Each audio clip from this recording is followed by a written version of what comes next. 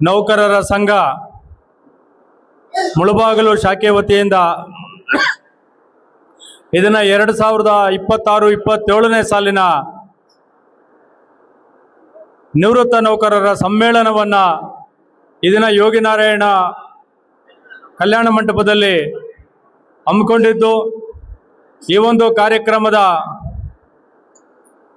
ಉದ್ಘಾಟಕರು ನಮ್ಮ ನೆಚ್ಚಿನ ಶಾಸಕರು, ಈಗಾಗಲೇ ಒಂದು ಟಿವಿ ಚಾನೆಲ್ ನಡೆಸಿದಂತಹ ಅತ್ಯುತ್ತಮ ಶಾಸಕರು ಆ ಸ್ಪರ್ಧೆಯಲ್ಲಿ ವೋಟಿಂಗ್ ಮುಖಾಂತರ ಕರ್ನಾಟಕದ ಅತ್ಯುತ್ತಮ ಶಾಸಕರಾಗಿ, ನಮ್ಮ ಬೆಂಗಳೂರು ವಿಭಾಗದ ಅತ್ಯುತ್ತಮ ಶಾಸಕರಾಗಿ ಆಯ್ಕೆಯಾಗಿರುವಂತಹ ಶ್ರೀಯುತ ಸಮೃದ್ಧಿ ಮಂಜುನಾಥ್ ಸರ್ ಅವರೇ, ಕರ್ನಾಟಕದ ನೌಕರ ಬಂಧುಗಳ ಧೀಮಂತ ನಾಯಕರು, ಇದೀಗ ನಿವೃತ್ತಿ ನೌಕರರ ರಾಜ್ಯ ಆಡಳಿತದ ಚುಕ್ಕಾಣಿಯನ್ನು ಹಿಡಿದಿರುವಂತಹ ನಮ್ಮ ಶ್ರೀಯುತ ಭೈರಪ್ಪ ಸಾರ್ ಅವರೇ,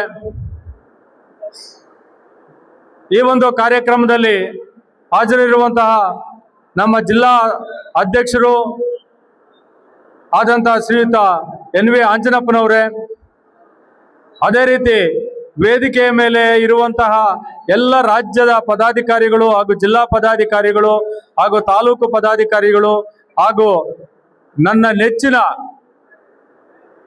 ಈ ದಿನ 75 ವರ್ಷ ಮೇಲ್ಪಟ್ಟು ನಮ್ಮೊಂದಿಗೆ ನಿವೃತ್ತಿ ಜೀವನವನ್ನು ನಡೆಸ್ತಾ ಇರುವಂತಹ ಎಲ್ಲ ನನ್ನ 75 ವರ್ಷ ಮೇಲ್ಪಟ್ಟಂತ 75 ಮಂದಿ ಸಾಧಕರು, ನೀವೆಲ್ಲರೂ 75 ವರ್ಷಗಳ ಸಂಪೂರ್ಣವಂತ ಜೀವನ ನಡೆಸೋದ್ರ ಜೊತೆಗೆ ನಮ್ಮ ಸಮಾಜವನ್ನ ಮುನ್ನಡೆಸ್ತಾ ಬಂದಿದ್ದೀರಾ.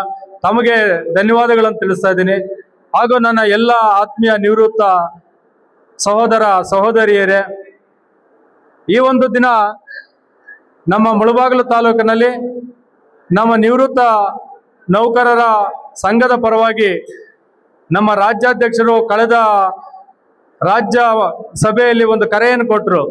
ಎಲ್ಲ ತಾಲೂಕು ಹಂತದಲ್ಲಿ ಮತ್ತು ಜಿಲ್ಲಾ ಹಂತಗಳಲ್ಲಿ ತಾಲೂಕು ಮಟ್ಟದ ಎಲ್ಲ ನಿವೃತ್ತ ನೌಕರರನ್ನ ಸೇರಿಸಿ ಒಂದು ಸಮ್ಮೇಳನವನ್ನು ಮಾಡಬೇಕು. ಅದೊಂದು ಅರ್ಥಪೂರ್ಣವಾಗಿರಬೇಕು. ನಾವು ಬರ್ತೀವಿ, ಉತ್ತಮವಾದಂಥ ಸಂದೇಶಗಳನ್ನು ಕೊಡೋಣ, ಎಲ್ಲ ಕಡೆನೂ ನಮ್ಮ ಸಂಘಟನೆಯನ್ನು ಬಲಪಡಿಸಬೇಕು ಅನ್ನೋಂಥ ಒಂದು ಕರೆಯನ್ನು ಕೊಟ್ಟರು. ಆ ಒಂದು ಕರೆಯ ಮೇರೆಗೆ ನಾವು ಈಗಾಗಲೇ ಶ್ರೀನಿವಾಸಪುರ ತಾಲೂಕವರು ಮಾಡಿ ಮುಗಿಸಿದ್ರು. ನಾವು ಈಗ ದ್ವಿತೀಯವಾಗಿ ಮುಳಬಾಗಿಲು ತಾಲೂಕಲ್ಲಿ ಮಾಡ್ತಾ ಇದ್ದೇವೆ. ಇದಕ್ಕೆ ಪ್ರೇರಣೆ ಅಂತ ಹೇಳಿದ್ರೆ ನಮ್ಮ ರಾಜ್ಯ ಸಂಘದ ಅಧ್ಯಕ್ಷ ಅಂತ ಭೈರಪ್ಪ ಸರ್ ಅವರು. ಅದೇ ರೀತಿ ಈ ಒಂದು ಸಮ್ಮೇಳನಕ್ಕೆ ನಾವು ಹಲವಾರು ಉದ್ದೇಶಗಳನ್ನ ಇಟ್ಕೊಂಡ್ವಿ. ನಮ್ಮಲ್ಲಿ 75 ವರ್ಷ ಮೇಲ್ಪಟ್ಟ ಹಿರಿಯರನ್ನ ಸನ್ಮಾನಿಸುವಂತ ಒಂದು ಕಾರ್ಯಕ್ರಮನ ಮಾಡಬೇಕು. ನಾವು ಪ್ರತಿ ವರ್ಷ ನಮ್ಮ ನಿವೃತ್ತ ನೌಕರರೆಲ್ಲರೂ ಒಂದು ಕಡೆ ಸೇರಿ ಒಂದು ಹಬ್ಬದ ವಾತಾವರಣವನ್ನು ಮಾಡಿ ಒಂದು ಉತ್ತಮವಾದಂಥ ಊಟವನ್ನ ಮಾಡಿ ಹೋಗ್ಬೇಕು ಅಂತ. ಅದಕ್ಕೆ ನಮ್ಮ ಎಲ್ಲ ನಿವೃತ್ತ ನೌಕರರಿಗೆ ಊಟದ ವ್ಯವಸ್ಥೆಯನ್ನ ನಮ್ಮ ಸನ್ಮಾನ್ಯ ಸಮೃದ್ಧಿ ಮಂಜುನಾಥ್ರವರು, ನಮ್ಮ ಜನಪ್ರಿಯ ಶಾಸಕರು, ಅವರೇ ನಾನು ಮಾಡಿಸ್ತೀನಿ ಅಂತ ವಹಿಸ್ಕೊಂಡು ಈ ದಿನ ನಮಗೆಲ್ಲ ಊಟದ ವ್ಯವಸ್ಥೆನ ಅವರೇ ಮಾಡಿಕೊಟ್ಟಿದ್ದಾರೆ. ಪ್ರಪ್ರಥಮವಾಗಿ ನಿಮ್ಮೆಲ್ಲರ ಪರವಾಗಿ ಅವರಿಗೆ ಧನ್ಯವಾದಗಳನ್ನು ಸಹ ತಿಳಿಸ್ತಾ ಇದ್ದೀನಿ. ಆದ್ಮೇಲೆ ನಾವು ಸಂಘ ಪ್ರಾರಂಭವಾದಾಗಿಂದ ಈ ದಿನ ನಾನು ಶ್ರೀಯುತ KB ಮಾಣಿಕ್ಯಂರವರನ್ನ ಸ್ಮರಿಸ್ಕೊಳ್ಳೇಬೇಕು. ಅವರು ಪ್ರಾರಂಭಿಸಿದಂಥ ಒಂದು ಸಂಘ, ನಂತರ ನಮ್ಮ ನಂಜುಂಡಪ್ಪ ಸರ್ ಅವರು ಅದನ್ನ ಮುನ್ನಡೆಸ್ತಾ ಬಂದರು. ಮೂರನೇದಾಗಿ ನಾನು ಈ ಸಂಘದ ಅಧ್ಯಕ್ಷನಾಗಿ ತಮ್ಮೆಲ್ಲರ ಆಶೀರ್ವಾದದಿಂದ ಬಂದಿದ್ದೇನೆ. ನಮ್ಮ ಇದುವರೆಗೂ ಏನು ನಡೆಸ್ಕೊಂಡ್ ಬರ್ತಾ ಇದ್ರು ಪ್ರತಿ ತಿಂಗಳ ಸಭೆ, ಅದು ಎಲ್ಲ ತಿಂಗಳಲ್ಲೂ ಆ ಸಭೆ ನಡೆಯುತ್ತೆ.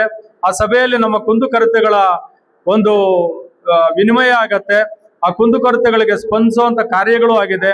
ಈಗಾಗಲೇ ನಾವು ಬಂದ ಮೇಲೆ ನಮಗೆ ಬಂದಂತ ಕೆಲವೊಂದು ಸಮಸ್ಯೆಗಳು ನಮ್ಮ ನಿವೃತ್ತ ನೌಕರರಿಂದ ಏನ್ ಬಂತು, ಅದು ಬ್ಯಾಂಕಲ್ಲಾಗಿರ್ಬೋದು, ಬೇರೆ ಕಚೇರಿಗಳಲ್ಲಾಗಿರ್ಬೋದು, ಪೊಲೀಸ್ ಇಲಾಖೆಯಲ್ಲಾಗಿರ್ಬೋದು, ನಾವು ತಕ್ಷಣ ಹೋಗಿ ನಮ್ಮ ಪದಾಧಿಕಾರಿಗಳು ಕಾರ್ಯವನ್ನ ಅಟೆಂಡ್ ಮಾಡಿ ಅವ್ರಿಗೆ ನ್ಯಾಯ ಒದಗಿಸೋ ನಿಟ್ಟಿನಲ್ಲಿ ನಿಷ್ಪಕ್ಷಪಾತವಾಗಿ ನಾವು ವ್ಯವಹರಿಸಿದ್ದೇವೆ. ಅದೇ ರೀತಿಯಲ್ಲಿ ನಮ್ಮ ಸಂಘದ ವತಿಯಿಂದ ಪ್ರತಿ ವರ್ಷ ಸಮ್ಮೇಳನವನ್ನು ಮಾಡುವಂಥದ್ದು, ನಂತರ ಹಿರಿಯ ನಾಗರಿಕರ ದಿನಾಚರಣೆಯನ್ನು ಸಹ ಆಚರಣೆ ಮಾಡೋದಕ್ಕೆ ಒಂದು ವ್ಯವಸ್ಥಿತವಾದಂತಹ ರೂಪುರೇಷೆಗಳನ್ನ ಕೈಗೊಂಡಿದ್ದೇವೆ. ಈ ಬಾರಿನೂ ಹಿರಿಯ ನಾಗರಿಕ ದಿನಾಚರಣೆಯನ್ನು ಸಹ ನಾವು ಆಚರಣೆ ಮಾಡ್ತೇವೆ. ಇದರ ಜೊತೆಗೆ ನಮ್ಮ ನಿವೃತ್ತ ನೌಕರರು ನಮ್ಮಲ್ಲಿ ಸದಸ್ಯತ್ವವನ್ನ ಪಡ್ಕೊಂಡಿರುವಂತವ್ರು ಯಾರಾದರೂ ನಿಧನರಾದಂತ ಸಂದರ್ಭದಲ್ಲಿ ನಮ್ಮ ಸಂಘದ ವತಿಯಿಂದ ಅವ್ರಿಗೆ 5,000 ರೂಪಾಯಿಗಳನ್ನ ನೀಡ್ತಾ ಇದ್ದೇವೆ. ಕಳೆದ ನಾನು ಆಯ್ಕೆಯಾದ ನಂತರ ಆ ದಿನದಿಂದಲೂ ಇದುವರೆಗೂ ಯಾರು ನಿಧನರಾಗಿರ್ತಾರೆ ನಮ್ಮಲ್ಲಿ ಸದಸ್ಯರಾಗಿರುವಂತವ್ರೆಲ್ರಿಗೂ 5,000ಗಳನ್ನ ಅವ್ರ ಕುಟುಂಬಕ್ಕೆ ನೀಡ್ತಾ ಬಂದಿದ್ದೇವೆ. ಇದಕ್ಕೆ ವಿಶೇಷವಾಗಿ ಒಂದು ನಿಧಿಯನ್ನ ಸ್ಥಾಪನೆ ಮಾಡಬೇಕು ಅಂತ ಹೇಳ್ಬಿಟ್ಟು ಒಂದು ಪ್ರಸ್ತಾವನೆ ಸಲ್ಲಿಸಿ, ಯಾಕಂದ್ರೆ ಪ್ರತಿ ತಿಂಗಳು ಅಕಸ್ಮಾತ್ ಯಾರೋ ತೀರ್ಕೊಂಡಾಗ ಯಾರೋ ಒಬ್ಬರು ಕೈಯಿಂದ ಕೊಡೋದು ಬಾಕಿ ಅಲ್ಲ ಅಂತೇಳಿ ಒಂದು ನಿಧಿ ಸ್ಥಾಪನೆಗೆ ವ್ಯವಸ್ಥೆ ಮಾಡಿದ್ವಿ. ಅದರಲ್ಲಿ ನಮ್ಮ ಎಲ್ಲಾ ಪದಾಧಿಕಾರಿಗಳು 15 ಜನ ಪದಾಧಿಕಾರಿಗಳು 5,000 ರೂಪಾಯಿಗಳನ್ನ ಮೊದಲಿಗೆ ದೇಣಿಗೆ ಕೊಟ್ರು. ನಂತರ ನಾವು ಕೆಲವು ಹಿರಿಯರ ಹತ್ರ ಹೋಗಿ ಮಾತಾಡಿದ್ವಿ, ಕೆಲವ್ರನ್ನ ಭೇಟಿ ಮಾಡಿದ್ದೀವಿ, ಬೇರೆ ಎಲ್ಲರೂ ಆಶ್ವಾಸನೆ ಕೊಟ್ಟಿದ್ದಾರೆ. ನಮ್ಮ ಯಜ್ಞಾರ್ ಸತ್ಯಣ್ಣ ಅವರು ಒಂದು ಸಭೆಯಲ್ಲಿ ಬಂದು ನಮ್ಮ ಎಲ್ಲಾ ನಿವೃತ್ತ ನೌಕರರು ಬಂದಿದ್ದವರು ಎಲ್ರಿಗೂ ಸನ್ಮಾನ ಮಾಡಿದ್ರು. ಆವತ್ತು ಅವ್ರಿಗೂ ತಿಳಿಸಿದಾಗ ಅವರು ಆಶ್ವಾಸನೆಯನ್ನು ಕೊಟ್ಟಿದ್ದಾರೆ. ನಾವು ಒಂದು 25 ಲಕ್ಷಗಳ ಮೊತ್ತವನ್ನ ಒಂದು ಫಿಕ್ಸೆಡ್ ಮಾಡಿ ಅದ್ರಲ್ಲಿ ಬರುವಂತ ಬಡ್ಡಿಯಿಂದ ಈ ಒಂದು ಕಾರ್ಯಕ್ರಮವನ್ನು ಮುಂದುವರಿಸ್ಕೊಂಡು ಹೋಗ್ಬೇಕು ಅನ್ನೋಂಥದ್ದನ್ನ ಇದು ಮಾಡಿದೀವಿ. ನಮ್ಮ ಸರ್ಕಾರಿ ನೌಕರ ಸಂಘದ ಅಧ್ಯಕ್ಷರು ಅರವಿಂದ್ ಅವರು ಬರ್ಬೇಕಾಗಿತ್ತು. ಅವರು 1 ಲಕ್ಷ ರೂಪಾಯಿಯನ್ನ ಈ ಒಂದು ನಿಧಿಗೆ ನಾನು ಕೊಡ್ತೇನೆ ಅಂತ ಹೇಳ್ಬಿಟ್ಟು ಅವರು ಸೂಚನೆ ನೀಡಿದ್ದಾರೆ.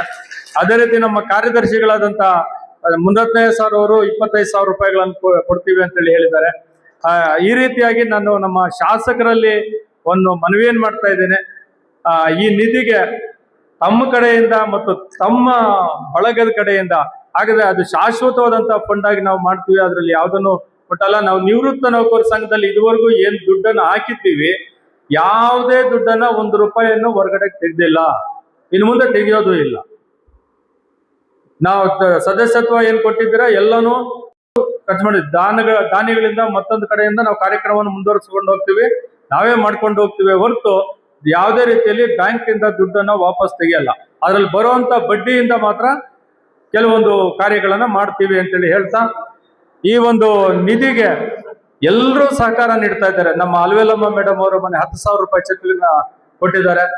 ಅದೇ ರೀತಿ ನಾನು ಮತ್ತೊಮ್ಮೆ ಎಲ್ಲರಲ್ಲೂ ಭಿನ್ವಹಿಸ್ತಾ ಇದ್ದೀನಿ, ಆ ಒಂದು ಶಾಶ್ವತ ನಿಧಿಯನ್ನು ಮಾಡೋಣ. ಅದಕ್ಕೆ ತಮ್ಮೆಲ್ಲರ ನನಗೆ ಸಹಕಾರ ಬೇಕು ಅಂತೇಳಿ ಯಾಚಿಸ್ತಾ, ಈ ಒಂದು ಸಂದರ್ಭದಲ್ಲಿ ನಾವು ನಿವೃತ್ತ ನೌಕರರು ಮೊದಲು ನಮ್ಮ ನೌಕರು ಈಗಲೂ ಸಹ ನಮ್ಮ ನೌಕರ ಭವನದಲ್ಲಿ ಹಾಲಲ್ಲಿ ಸಭೆ ಮಾಡ್ತೀವಿ.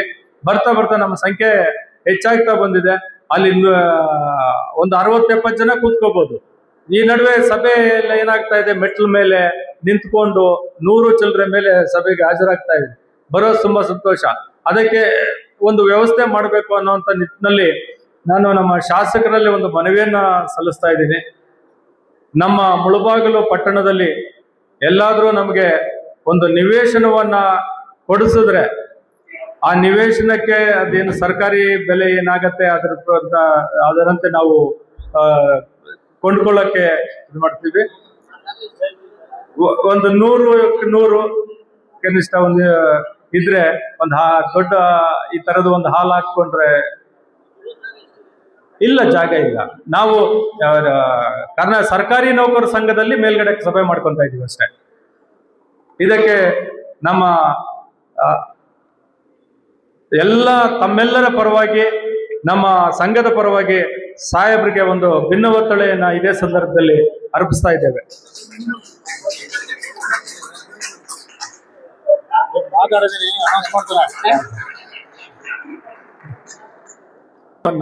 ನಿವೃತ್ತ ನೌಕರರ ಭವನವನ್ನ ಸ್ಥಾಪಿಸೋಣ, ಅಲ್ಲಿ ಎಲ್ಲರೂ ಬಂದು ಹಾಜರಾಗೋ ರೀತಿಯಲ್ಲಿ ಮಾಡೋಣ. ಈ ಒಂದು ಕಾರ್ಯಕ್ಕೆ ತಮ್ಮೆಲ್ಲರ ಸಹಕಾರ ನಾನು ಯಾಚಿಸ್ತಾ ಇದ್ದೇನೆ. ಮುನಿವೆಂಕಟಪ್ಪ ಸರ್ ಅವರು 5,000 ರೂಪಾಯಿಯನ್ನು ಅನೌನ್ಸ್ ಮಾಡಿದ್ದಾರೆ. 10,000 ರೂಪಾಯಿ. ಧನ್ಯವಾದಗಳು ಸರ್, ಧನ್ಯವಾದಗಳು.